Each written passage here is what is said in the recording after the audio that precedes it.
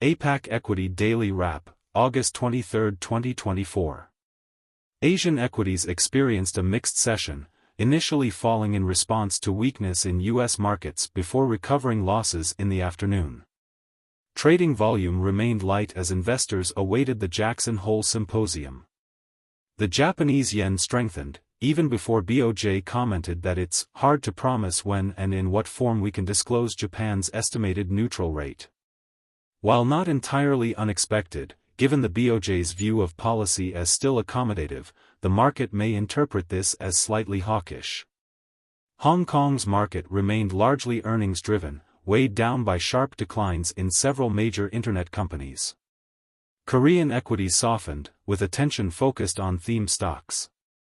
Overnight NetEase's ADR dropped 10% in the US following its earnings report, with the decline extending to 13% in Hong Kong trading.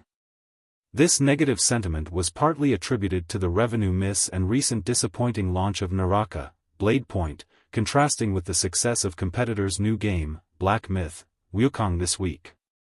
Baidu and Bilibili also fell after results came lower than buy-side expectations. Alibaba confirmed its primary dual listing in Hong Kong, effective August 28, making it eligible for Stock Connect inclusion after the HSI rebalance on September 6. Long-only funds still view this as a major catalyst in September, despite being well anticipated. Bloomberg reported that China plans to accelerate the purchase of unsold homes for conversion into affordable housing. In the first 7 months of 2024, China started construction on 235 affordable housing projects with an investment exceeding 440 billion yuan. More cities are expected to follow suit, but a large-scale nationwide acquisition seems unlikely until the PBOC cuts rates to lower funding costs for these projects. As the PBOC aims to maintain yuan stability, China's rate cuts are likely to follow U.S. moves.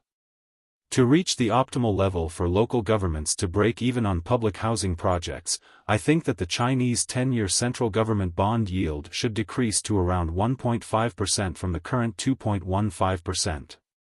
Consequently, China's property market and overall economy may remain subdued until next year. Tonight, all eyes are on Fed Chair Powell's speech at Jackson Hole. Given the intense focus, even small surprises could trigger significant market volatility. If Powell refrains from mentioning a 50 basis point rate cut, stocks might face selling pressure. Meanwhile, any expression of economic concern from Powell might be interpreted as openness to a substantial rate cut.